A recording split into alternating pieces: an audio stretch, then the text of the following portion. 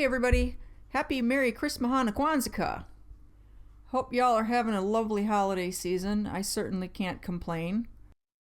I've been wanting to do some colored pencil projects for a while now, and I decided to make the other Bear Girls some Christmas presents out of a bunch of colored pencils. So this is going to be a two-for video. I didn't record the casting of the blanks. This one is done basically in two pours.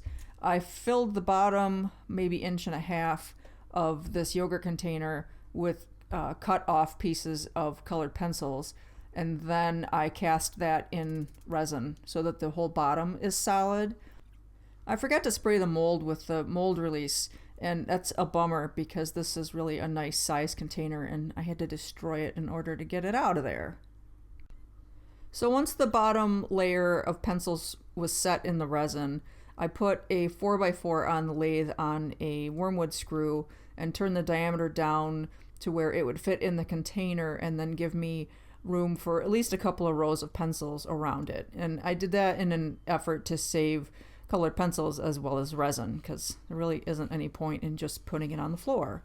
It also gave me a way to mount this on the lathe so that I can put a mortise in the bottom.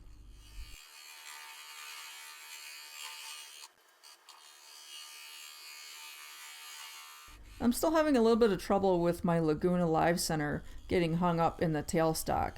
It's like the shaft is just a hair too short and it doesn't want to self-eject. I don't have trouble with any of my other Live Centers or my drilling chuck, but I cannot get this thing out sometimes.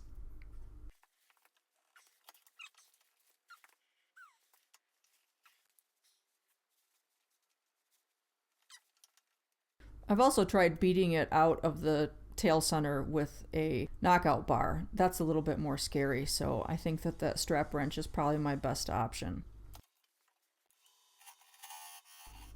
I started the mortise with a Forstner bit, and I'm just going back and forth between a square end negative rake scraper and the dovetail tool from Nova.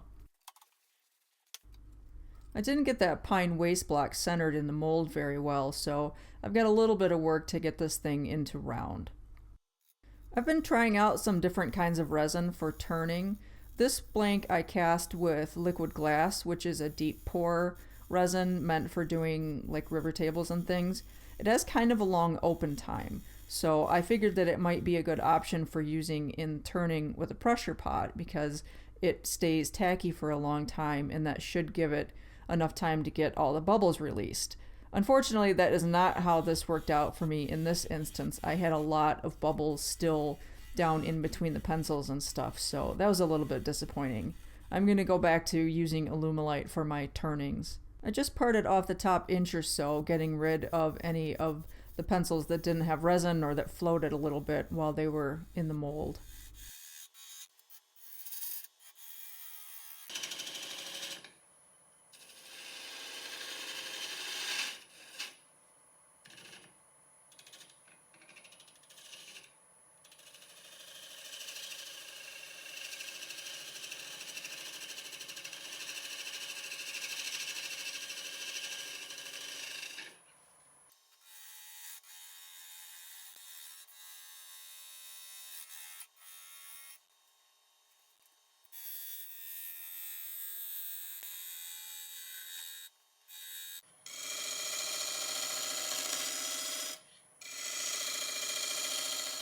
It makes awfully pretty shavings. I was hoping that I was going to be able to line up the pencils from the top and the bottom parts, but that didn't really work out, and so I decided that I was just going to cut a little channel in between there and make some sort of a transition to kind of cover that up.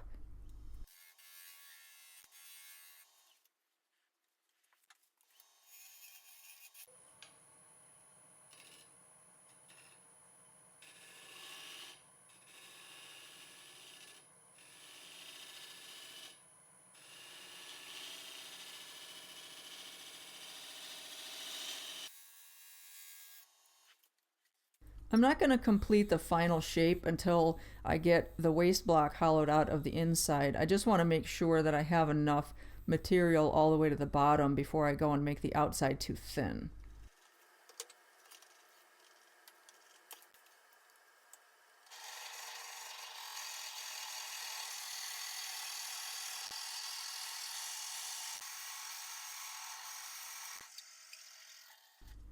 I'm using just a regular round carbide cutter to get rid of the majority of that waste pine, and then once I get down to mostly resin, I'll switch to my Easy Wood Tools negative rake round cutter to finish cleaning it up.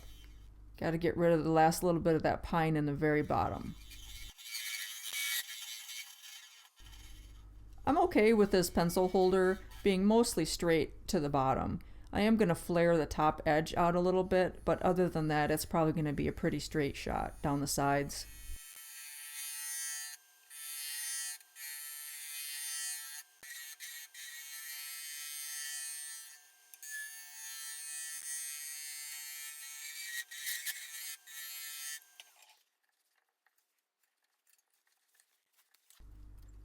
I didn't have any issues with these colored pencils. They didn't melt when I cut them or, run. The colors didn't bleed. These are just relatively cheap Crayola colored pencils that I got from a dollar store. I think there were 24 in each pack for a couple of bucks.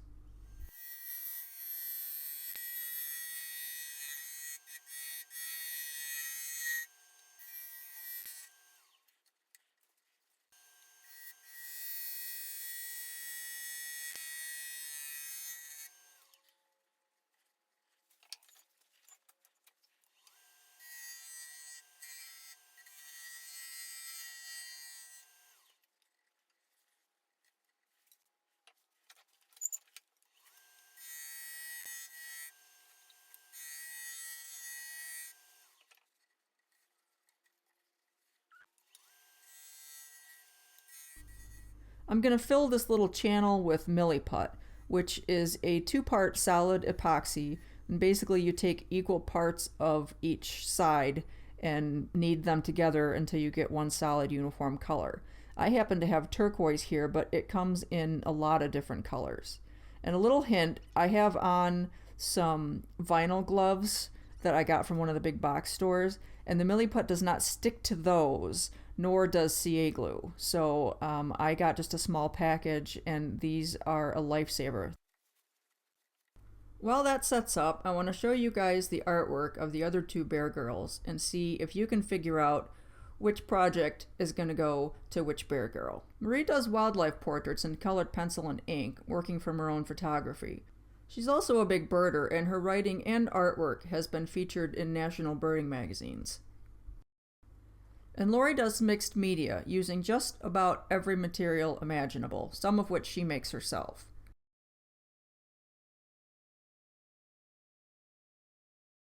She also writes and illustrates children's books.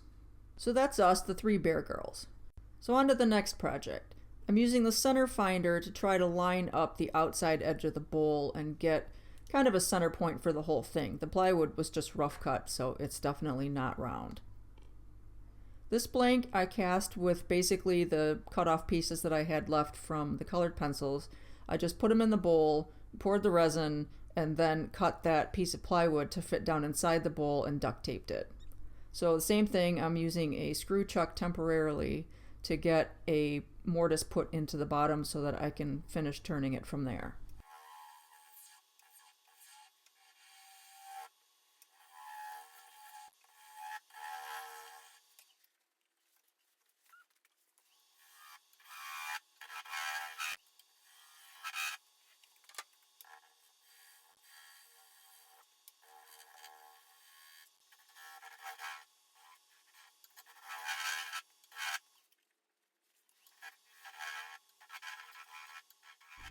I had to come back and enlarge the mortise by a hair because it just wouldn't fit.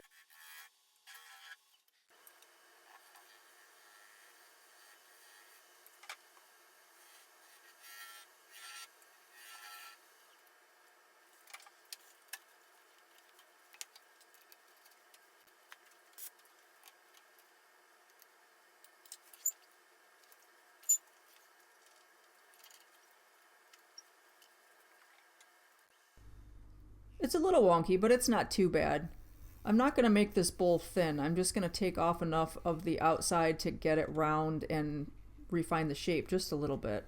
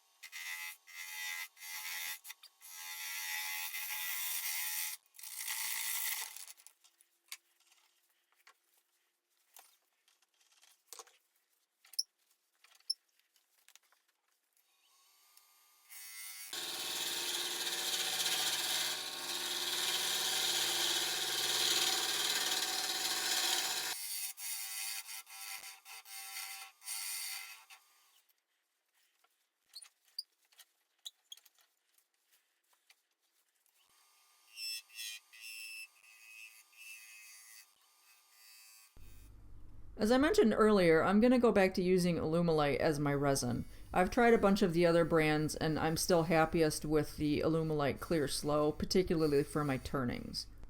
They're a great company based here in Michigan where I live, and so I'm happy to be doing an affiliate program with them.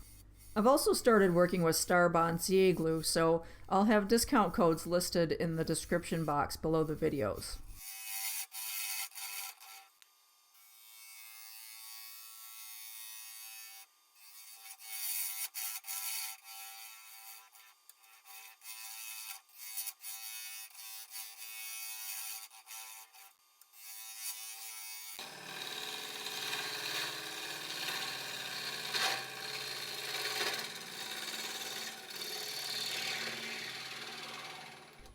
Oops.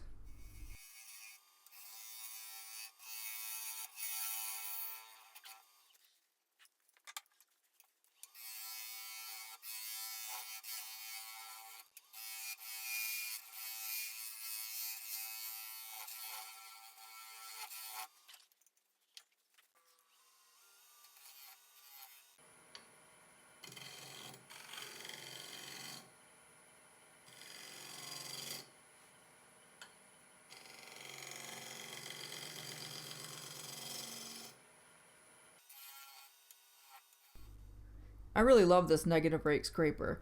Sometimes I sharpen it on my 600 grit CBN wheel, and sometimes I put a burr on it with a carbide rod. But either way, I really like the way that it cuts.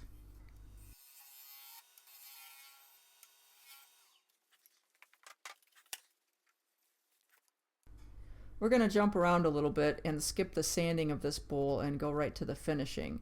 I wiped it off with denatured alcohol, and then I just put a coat of shellac on it, 1 pound, as a little bit of a sealer, but you can see that it isn't sealing very well because I'm getting a very muddy color coming off of all the colored pencils. The next step is to use the Axe abrasive sanding paste.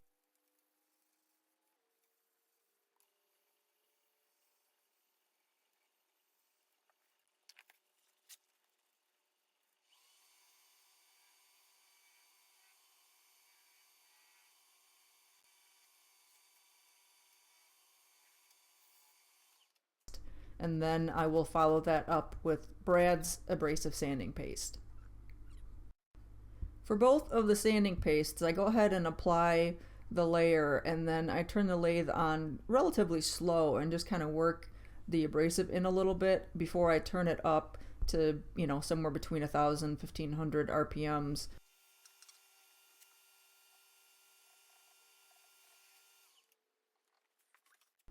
Now for the top coat on both these pieces, I'm going to use OB's Shine Juice. I was having some issues with it previously. When I first started turning, I used it all the time and I didn't have any trouble with it. And then all of a sudden it started streaking. I thought it might be a bad batch of shellac, so I made new shellac and then made new Shine Juice from that. And then I thought that it might be something about the abrasive paste or the polishing paste that was reacting with the ingredients in the Shine Juice. It turns out I was just doing it wrong. I went back and watched Captain Eddie Castellan's video on applying the Shine Juice and realized that at some point I had stopped putting it on the paper towel and then applying that to the workpiece and started basically just squirting it over the workpiece and rubbing it in like I do with the shellac and the alcohol. And for whatever reason, that just does not work out for the Shine Juice. So I went back to putting the Shine Juice on the paper towel and then doing the buffing, and now everything is beautiful. It's a cute little thing.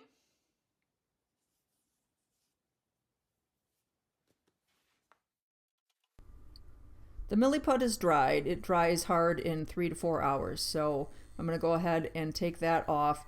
I had a couple of voids on the inside of the cup that I filled with it just so that there wouldn't be like a rough spot.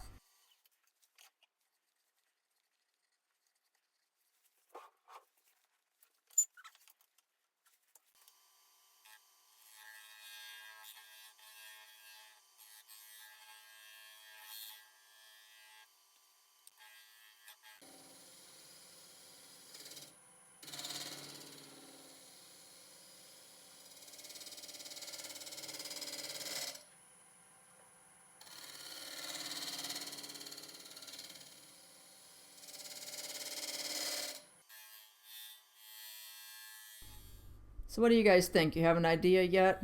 Based on the style of artwork produced by both of the other Bear Girls, do you know who's going to get which project? Leave your answer for me in the comments.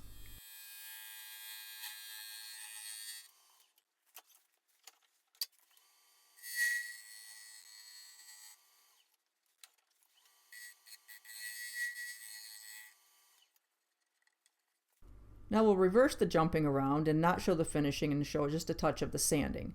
I did the same thing. I used the abrasive sanding pastes and then the shine juice as the top coat.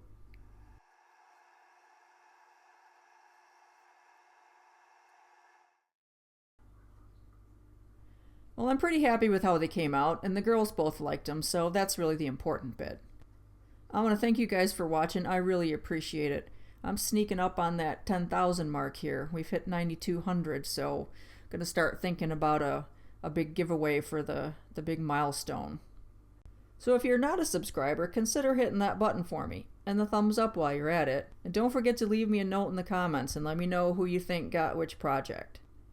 Happy holidays to you and yours. Y'all be safe out there. Have you tried staples? You didn't steal it, did you?